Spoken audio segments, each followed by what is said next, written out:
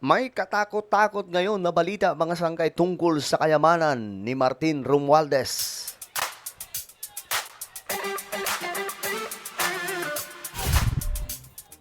Okay, eto. Delikado ang sitwasyon ng ating dating speaker mga sangkay. Ano ba? Anong mangyayari sa kayamanan niya? Mayroon po tayong balita ngayon. Alright? Sa mga hindi pa po dyan nakakapag-subscribe sa ating YouTube channel, makikita nyo po yung subscribe button sa baba ng video na to. I-click nyo lamang po yung subscribe, i-click ang bell, at i-click nyo po yung all. Sa mga nanonood po sa Facebook, i-follow nyo po yung ating Facebook page. Okay, so ito po yung update natin ngayon mga sangkay tungkol dito sa kayamanan ni Martin Romualdez. Mayroon pong lumabas na balita kasi. Eto, tingnan po natin. Hiniling ng Ombudsman sa Anti-Money Laundering Council na ipa-freeze ang mga ari-arian ni dating House Speaker Martin Romualdez. Ayan na, hiniling na po ng Ombudsman. Yari. Ano ba, kukunin ba ito ng pamahalaan? Kung sakasakaling mapatunayan talaga na nangurap si Congressman Martin Romualdez? Tinanggihan naman ito ang paalam ni Romualdez na magpa-check up sa Singapore. Nakatutok si Jonathan Anda. 7 buwan mula nang mag-resign bilang House Speaker si late Representative Martin Romualdez. Grabe no, 7 months na rin pala mga sangkay no? Ang bilis. Akalain mo, ang bilis na mga pangyayari no? 7 months na. Simula po nang nag-resign si Romualdez bilang Speaker. Inihahanda na ng Ombudsman ang reklamong money laundering laban sa kanya. O ayan, sa mga nagsasabing walang ebidensya, ngayon yung sabihin wala. Sa tingin nyo ba hindi gagawa ng ganitong klaseng galaw ang Office of the Ombudsman kung wala pong ebidensya? At sa tingin nyo ba mga sangkay, kung hindi matino ang Ombudsman, gagalaw ang Ombudsman? Kay Romualdez, na alam naman po natin na pinsan ito ni PBBM? Kayo na po mismo ang sumagot dyan, mga sangkay. Kaya hinihiling ngayon ng Ombudsman sa Anti-Money Laundering Council o AMLAC na ipa-freeze ang mga ari-arian ni Romualdez. Ayan na. We're waiting for the Romualdez case to start rolling, or the Romualdez cases to start rolling. Okay, mukhang kumpiyansa no? Kumpiyansa sila Boyeng Rimulya. Sa kaso na ito, ibig sabihin talagang mukhang malalim yung hawak nilang mga ebidensya. And the first case would be about money laundering. It's related to corruption. It's related to corruption. So, paano na yan? Paano na eh? Di ba may mga tagapagtanggol pa naman si Martin Romualdez? Naku, yari po. Yari, si Bossing. And money laundering. Gusto namin ma-freeze order para mapangalagaan natin yung mga salapi na dapat na pag-aari ng bayan. Oh, ayan na. Mukhang kukunin po yung kayamanan ni Romualdez ng gobyerno. Wait. Yun po yung ating hinahabol dito. Yun po hinahabol natin dito. Sabi po dito ni Boyeng Rimulya. So, posible na kunin ng pamahalaan ang yaman ni Romualdez. Kagaya rin po mga sangkay kay Zaldico, di ba? Naka-freeze din po yun. So, eto, mga sangkay na naman.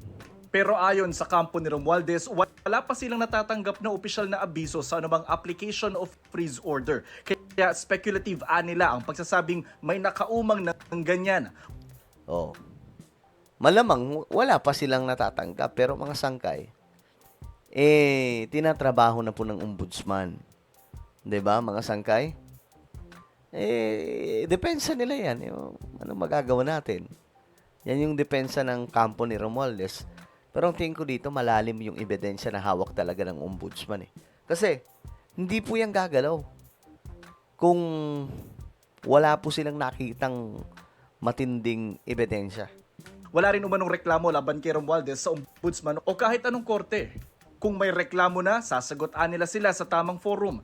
Samantala, humiling na ang ombudsman sa Sandigan Bayan na maglabas ng precautionary hold departure order laban kay Romualdez. Kasunod yan ng pagpapaalam nito na magpapa-check up sa Singapore na tinanggihan na ng ombudsman. Hindi namin siya pinaalis hindi namin pinayagan na ma-lift yung bulletin niya kasi nga, naka-lookout order because we've been investigating him actively. Hindi na bumalik eh. Para Grabe.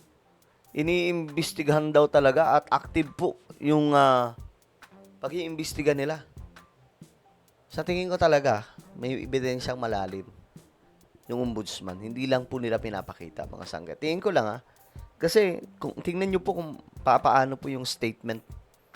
Paano yung statement ni ni Boying Rimulya eh. Talagang kumpiyansa eh. para namang sobrang coincidental na nahuli si Saldico sa Europe.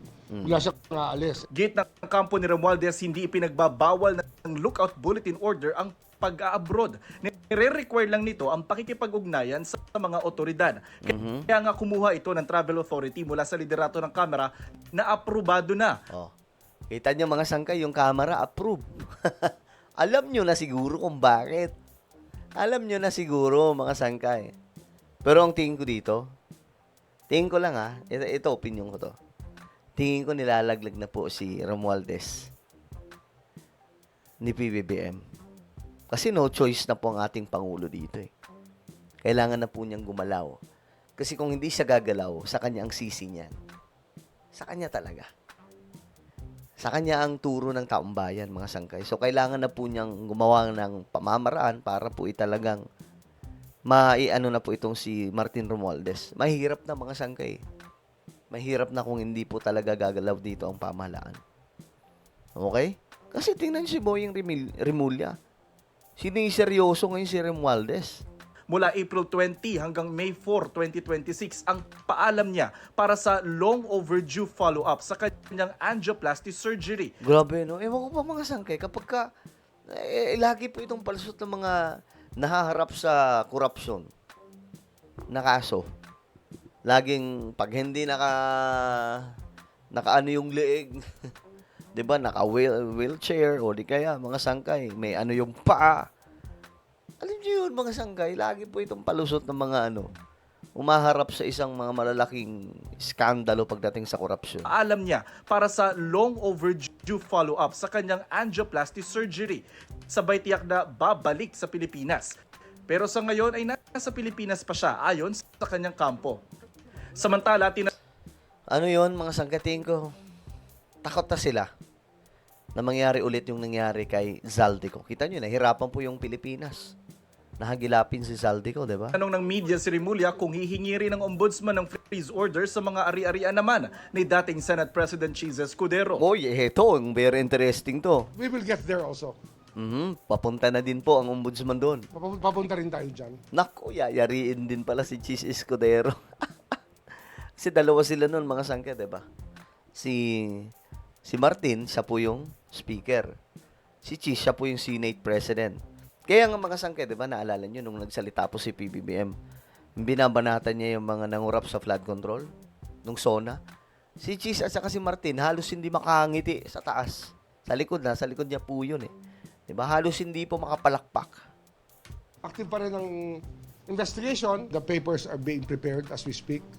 That's why the complaint will soon be on the stage of preliminary investigation. Kaugnay naman ang mga sinabi ni Ramil Madriaga sa impeachment hearing sa Kamara na nagbagsak siya ng bags na may milyong-milyong piso sa parking lot ng ombudsman noong December 2022. Ayan na. Ito yung sinabi ni Madriaga. Binabalikan na ang mga kuha ng CCTV. Ayun, yung maganda. Yung makakuha ng CCTV, yung makita po talaga. Kasi, yun po yung isa sa mga magpapatunay. No? Kapag napatunayan na totoo yung sinasabi ni Madriaga, yari po dito yung yari sila VP Sara dito. We are trying to look at the records of the CCTVs. If they're still existing, they're still trying to review it. We're doing our own thing here to check the veracity of the statements of Mr. Madriaga. Jonathan Andala. Okay, well, tingnan po natin anong mga mangyayari. Mukhang hahatakin po yung kayamanan ni Romualdez ng gobyerno natin. Ano po ang inyong opinion? Comment down below. Meron tayong YouTube channel. Ito po yung Sangke Revelation. Hanapin nyo po ito sa YouTube ngayon din. Kapag nakita nyo na, i-click nyo po yung subscribe, i-click ang bell, at i-click nyo po yung all. Ako na po yung magpapaalam. Mag-iingat pong lahat. God bless everyone.